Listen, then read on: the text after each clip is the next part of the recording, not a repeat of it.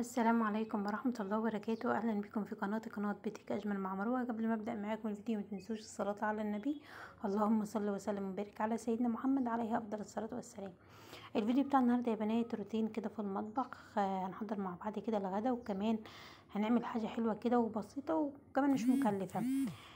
أول حاجة هعملها معاكم هبدأ بيها، هنعمل الغدا. هعمل صينية لسان عصفور باللحمة. ديت من الأكلات الحلوة وكمان سريعة وبصوا كله في صينيه واحده، اللي هو مش هنعمل ولا حلل ولا اطباق ولا الكلام ده كله.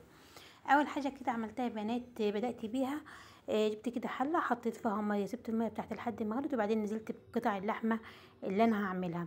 بسيب اللحمه بتاعتي تستوي كده في الميه، وبعد كده بعمل ايه، بجيب كده صينيه بفرم مثلا بصلايه كبيره او بصلتين صغيرين، بفرمهم فرم ناعم. وبجيب الصينيه بتاعتي بحط فيها شويه من الزيت، وانزل كده بالبصل المفروم، بشوح كده البصل لحد ما ياخد اللون الذهبي. وبكون ضربه الطماطم بتاعتي، مثلا دور طماطم كده او يعني اقل شويه، بكون ضرباهم كده في الخلاط. وبعد كده اول ما البصله بتاعتي ما تاخد اللون الذهبي الحلو، وبعدين انزل بكده بايه، بالطماطم اللي انا ضربتها، بديهم كده. بقلب كده الطماطم مع البصل، بضيف الملح، وبعد كده بسيبها بغطي عليها كده لحد ما ايه، ما الصلصه بتاعتي ما تاخد التسبيكه بتاعتها. في الوقت دوت كانت اللحمه بتاعتي خلاص داخله على سوا. هنا برضو سايباها ان هي بتكمل يعني، وجبت هنا كده طاسه، حطيت فيها شويه من الزيت، ونزلت كده بكميه لسان العصفور اللي انا هعملها. طبعا الكميه على حسب ما انت ما تحبي، او على حسب عدد الاسر بتاعتك، يعني اللي هو احنا مثلا بنعمل صينيه كده اللي هي ايه، صينيه وسط بتكفينا يعني.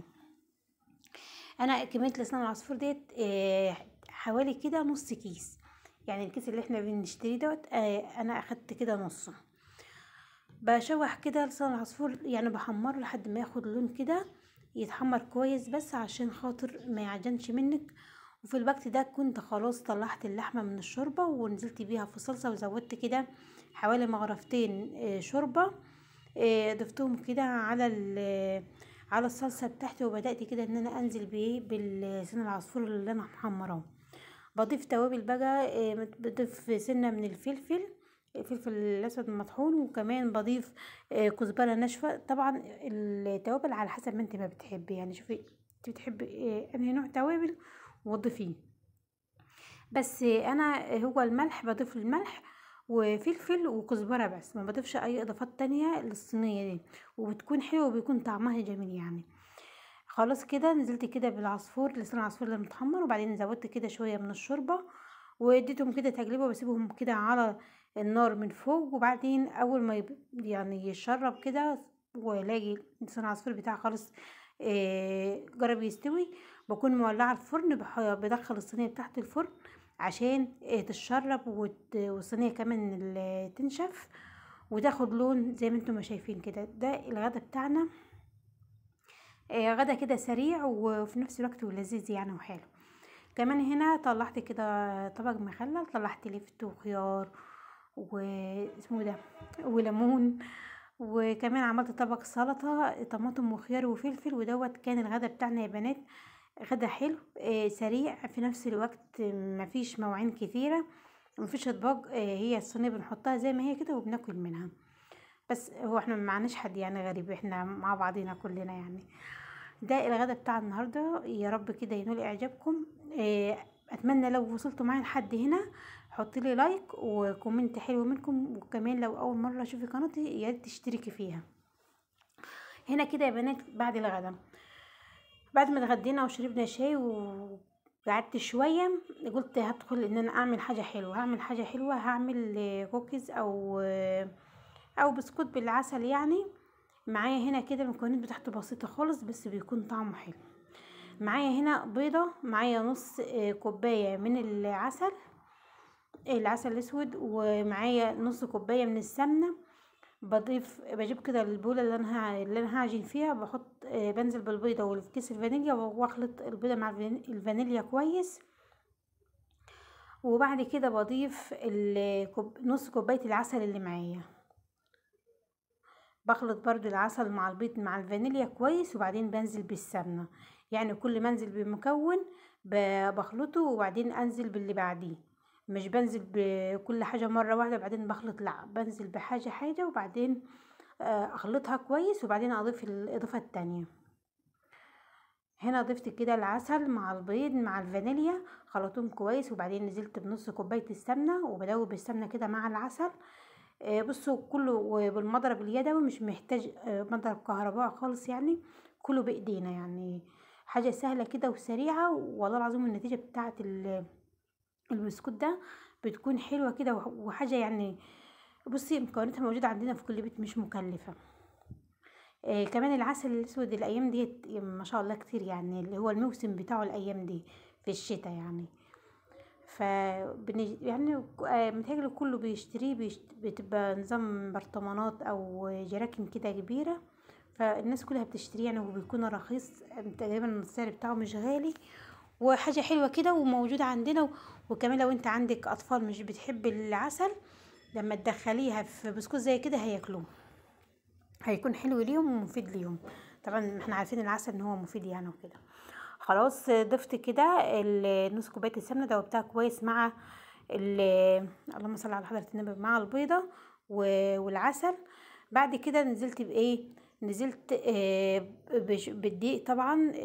مفيش مقدار معين، انا بنزل حبه حبه كده لحد ما اوصل لقوام العجينه اللي انا عايزاها. وبضيف رشه من الملح، وبضيف كمان معلقه كبيره من البيكنج باودر. وبعجن كده، طبعا مش بنعجن يعني اللي هو العجن، لا احنا بنلم كده بايدينا عشان خاطر البسكوت ما يبقاش ناشف معانا وكده، ويكون داب ويكون طعمه حلو. إيه كده يعني ايه، ما بنعجنش جامد يعني ونطلع كل الغل اللي جوانا في العجينه، لا مش البسكوت. البسكوت بيكون ليه معامله تانية خالص في العجن غير اي مخبوزات تانية. بص هنا باخد قطعه من العجينه. كمان بصوا اللي معايا دوت فورماسيه اللي هو الشوكولاته. لو عندك شغلة شيبس ممكن تضيفيه على الوش، بيكون حلو بيكون جميل برضو. بس انا يعني لما باجي اعمل حاجة مثلا، عايزة اعمل اي حاجة وفي مثلا حاجة مش موجودة، بمشي بالبديل بأي نوع حاجة تانية عندي، بمشي بيها وحاجة بتطلع حلوة بتطلع جميلة كمان. يعني مش هنقف على حاجة معينة، مش مثلا ما عنديش اللي هو شوكولاتة شيبس يبقى الكوكيز مش هينفع او البسكوت مش هينفع، لا عادي احنا ممكن ما نحطش حاجة خالص على الوش، وبيكون حلو برضو. باخد قطعة من العجين بلفها كده في ايديا كورة، بكورها وبعدين بضغط عليها وبعدين بنزل بيها في الفرماسيه. يمسك كده في العجينة بتاعتي من غير اي حاجة، عشان العجينة فيها سمنة وفيها عسل فبيلزق لوحديه. وبعد كده بحطها كده في الصينية، وفي الوقت دوت بكون مشغلة الفرن بتاعي. اول ما بخلص الصينية اللي انا بخلصها بروح مدخلها الفرن على طول تستوي. بصوا بيكون حلو وخفيف كده ولذيذ وحلو، مش مكلف يعني، وطريقته بسيطة مش هياخد معاك اي وقت. طبعا في الوقت دوت انا كنت عملت الكمية اللي انا عملتها حوالي 3 كوبايات ونص من الدقيق. عملوا لي صينيتين حلوين يعني، عملوا لي الصينيتين بتوعت البسبوسة الكبيرة خالص، الصينية الكبيرة خالص والصينية اللي هي ايه اللي في النص. بس هطلعوا لي الكميه اللي انتوا شايفينها دي، ما شاء الله كميه حلوه. وكمان الطعم بتاعه يعني لذيذ، واولادنا كده هيحبوه يعني. طبعا احنا بنشتري حاجات كتيره من بره، بس لو عملتي مثلا مقدار زي دوت كده في البيت هتفرحي بيه اولادك وحلو مطلع لك يعني 3 كوبايات ونص من الدقيق، عملوا لك الكميه اللي انتوا شايفينها دي. هنا طبعا بعد ما طلع من الفرن سبته شويه في الصواني كده لحد ما يهدي، وبعدين بدات ان انا جبت طبق كده وبدات ان انا انقله من الصينيه للطبق. بس انا بعد ما بفصل الفيديو يعني وكده بجيب علبه بلاستيك وبحط فيه البسكوت بتاعه وبغطيه كده واخليه كده مثلا على رخامه المطبخ، اللي بيحتاج يعني بياخد يسحب منه على طول يعني. بس هنا عشان طبعا التصوير وكده يعني، وعشان اوريكم شكل الحاجه طبعا بعد ما اتعملت والنتيجه بتاعتها بتكون شكلها عامل ازاي. فلازم يعني ان انا مش هحطها كده على طول، مش هحطها على طول في علبه يعني، فبطلعها كده في طبق يكون شكله حلو كده. وبعد كده ايه ابقى اعمل اللي انا عايزاه بعد الفيديو ما يخلص. بس شايفين الشكل، والله العظيم الطعم بجد، والله العظيم جربه بس مقدار واحد بس. انا كمان مش بكتر منه يعني، هو بعمل